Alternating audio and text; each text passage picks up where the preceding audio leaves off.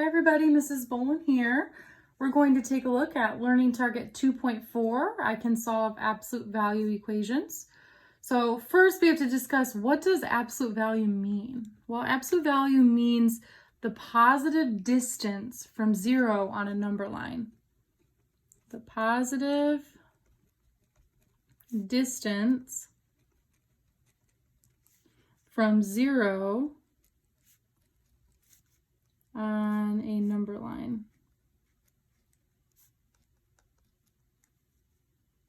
Absolute value means the positive distance from zero on a number line. And I can quickly give you this as a visual, super quick. Here we have a number line. We're used to seeing number lines, zeros in the middle, and the absolute value of x here we would say is 4 when we look at this as a visual.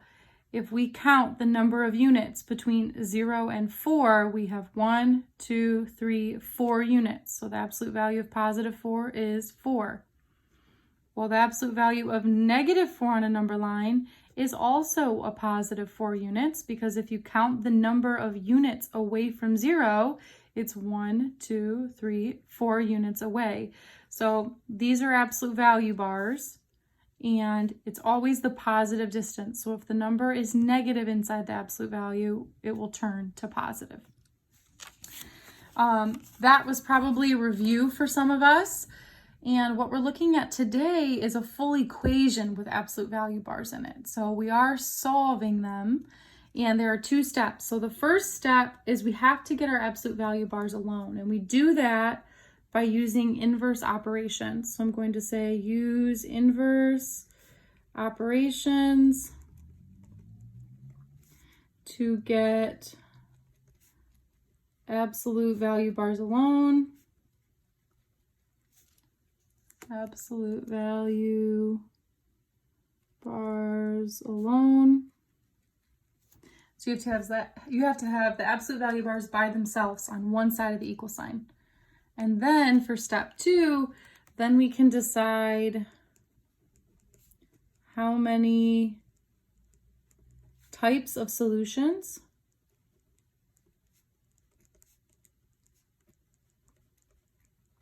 and I'll say and solve accordingly. We'll see beneath here.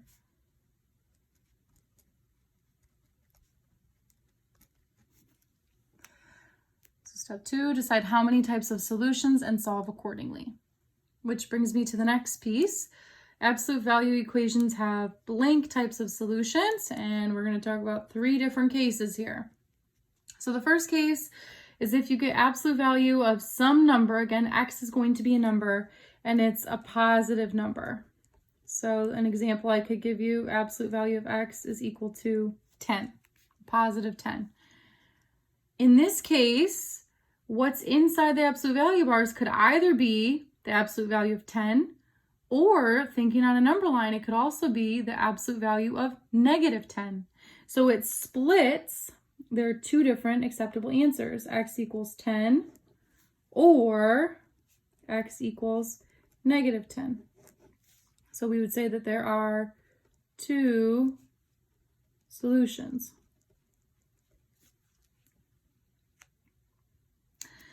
Another case is if we have absolute value of some number equal to 0. Well, then in that case, our solution is just x equals 0, or we could say that we have 1 solution. And then our last instance, you can probably guess, we talked about when the absolute value of some number is positive, when it's 0. So now the last instance we need to talk about is if you have absolute value bars equal to a negative. So an example I could give you of this would be like absolute value of some number is equal to negative 10. So some stuff will be inside these absolute value bars. Can an absolute value ever spit out a negative? If absolute value means the positive distance from 0 on a number line, that can never happen. Absolute value bars can never spit out a negative. So if you ever get that, then your answer would be no solution. So you could get 2 solutions, such as x equals 10, x equals negative 10. If it's one solution, then it's just x equals 0. And you can also get no solution because you cannot have absolute value bars spit out a negative. All right, let's jump into examples. So solve each equation. So I don't need to do step 1. Step 1 again told me to get the absolute value bars alone. In example 1, my absolute value bars are already alone. So we're starting off easy. My absolute value bars have nothing else on the same side. So I can skip to step 2.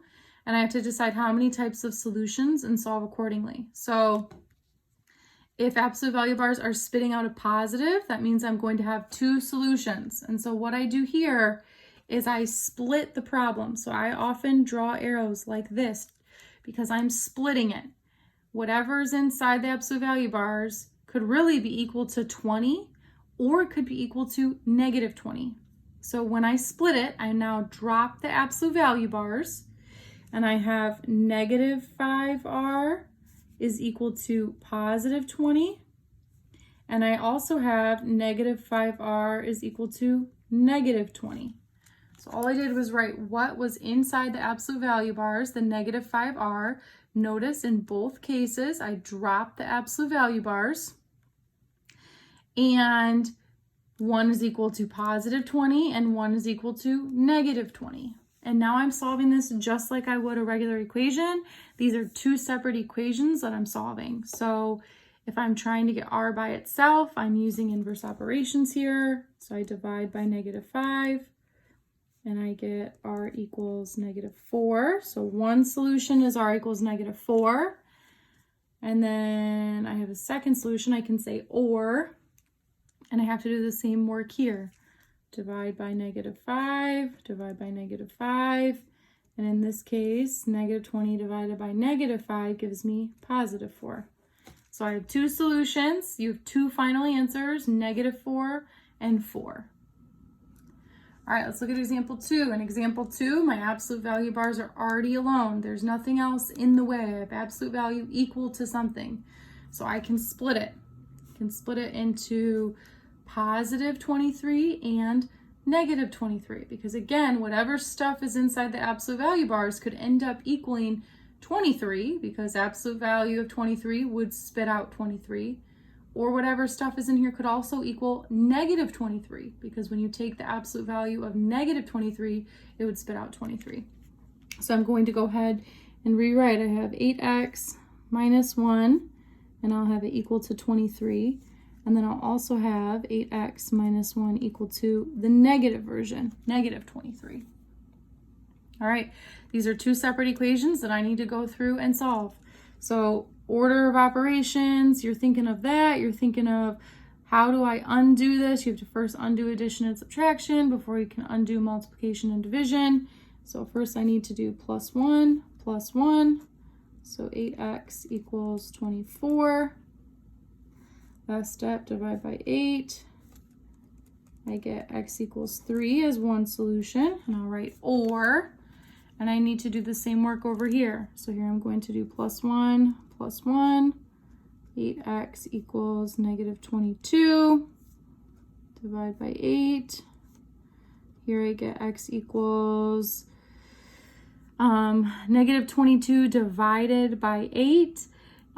You could do that in a calculator and get a decimal. I'm going to keep it as a fraction, but I'm going to reduce the fraction. So both of these are divisible by 2. That could be negative 11 over 4. So I'd accept it. You could simplify this fraction, right? Negative 22 over 8 becomes negative 11 over 4, or you could write the decimal. That would be fine too. All right, example 3, I've got absolute value of some stuff equal to 0. How many solutions is that going to have? Only one, because there's no such thing as a positive 0 and a negative 0. So I just drop the absolute value bars. I have 3n plus 4 equals 0. Trying to get n by itself here, so I could subtract 4,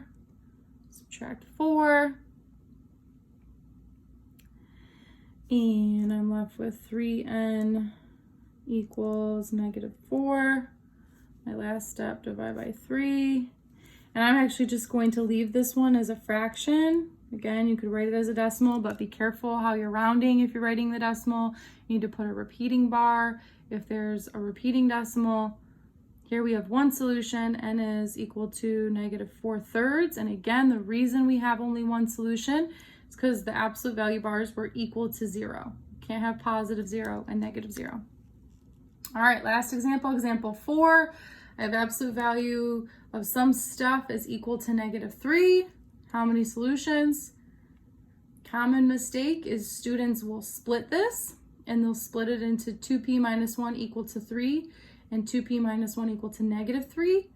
You should not be splitting this because you can never have absolute value of some stuff spit out a negative number. So for this one, you have absolutely no work to do because there is no solution.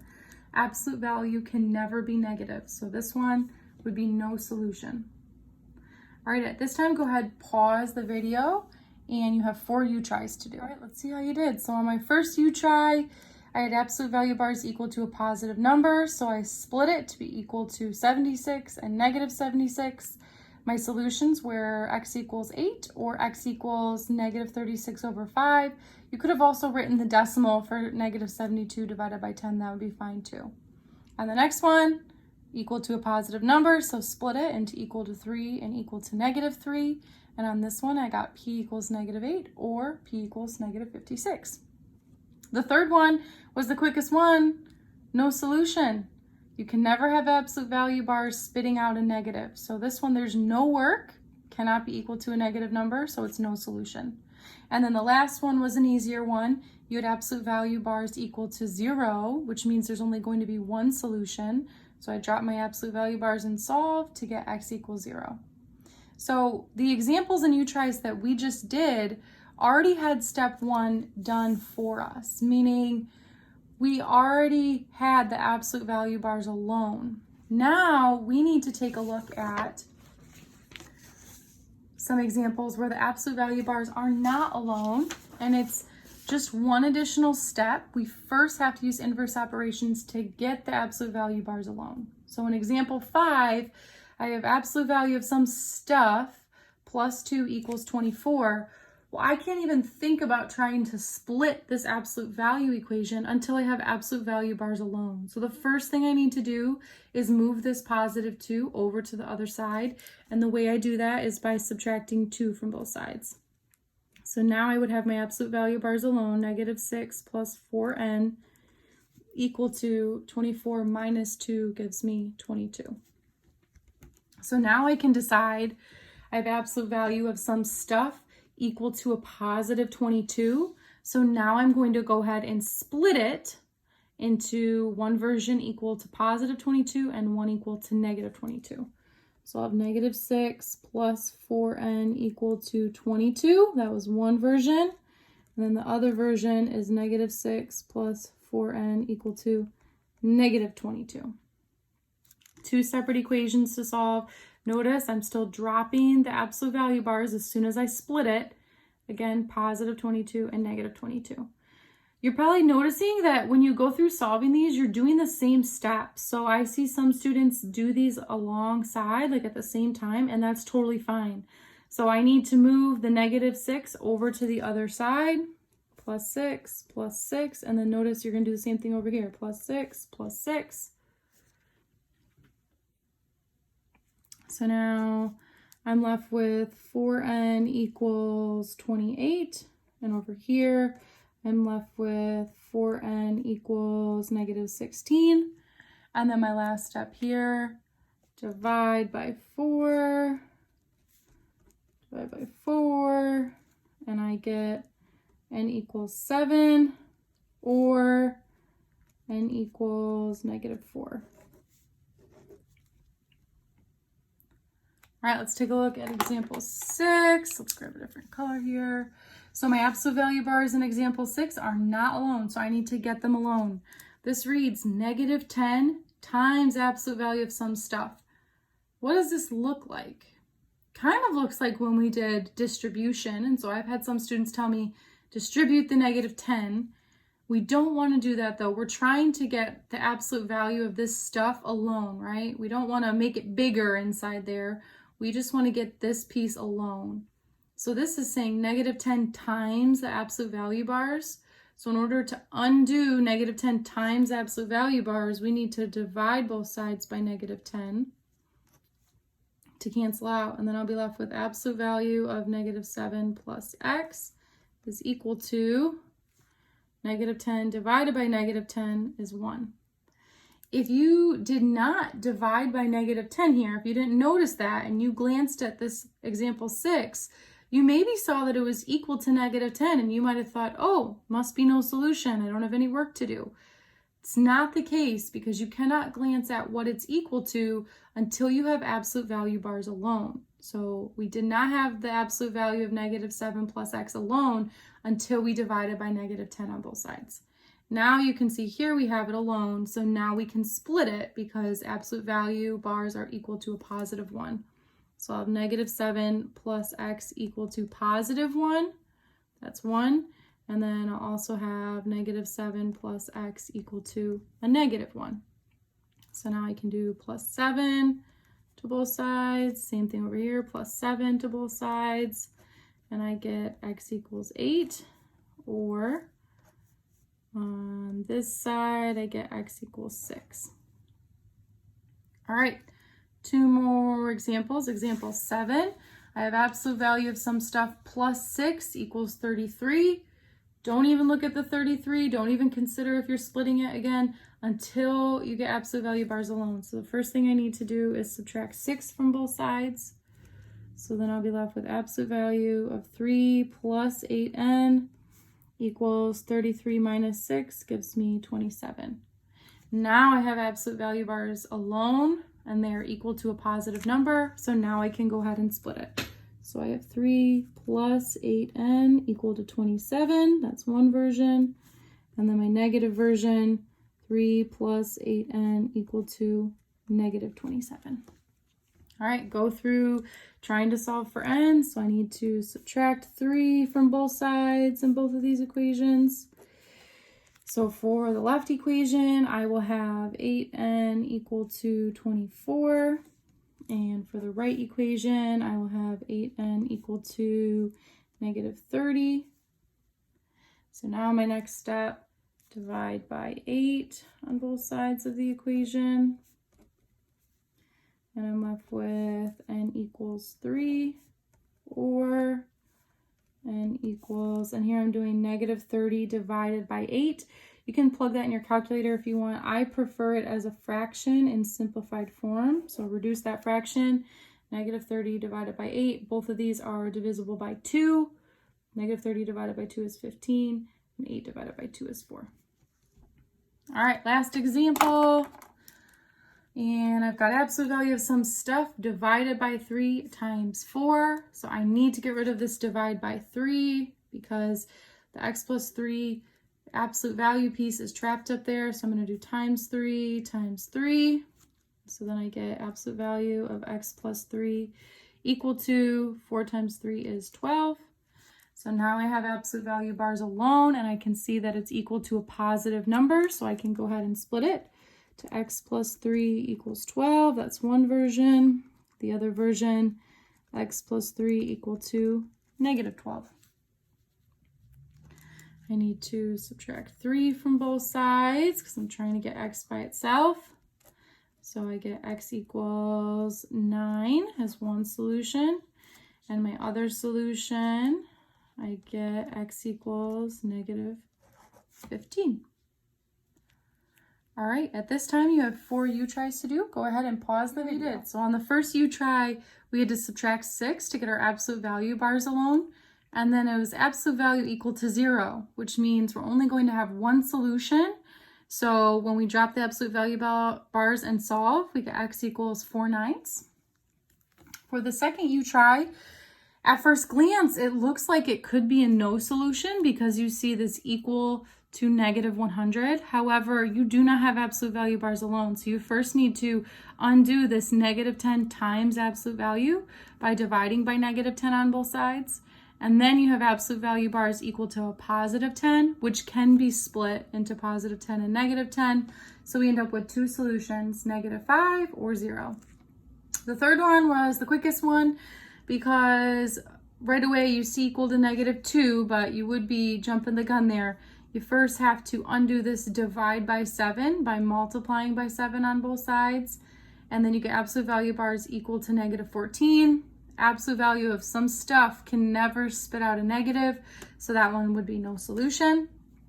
And then the very last one, this one we didn't necessarily do an example like it, but you know how to solve equations. So there's two things to undo here. We need to undo the plus 4 and undo the times by 3. So this was definitely a challenge one, but I wanted to see if you could do it. You first need to subtract 4 from both sides, then you can divide by 3 on both sides, and then you'll see you have absolute value of some stuff equal to 21.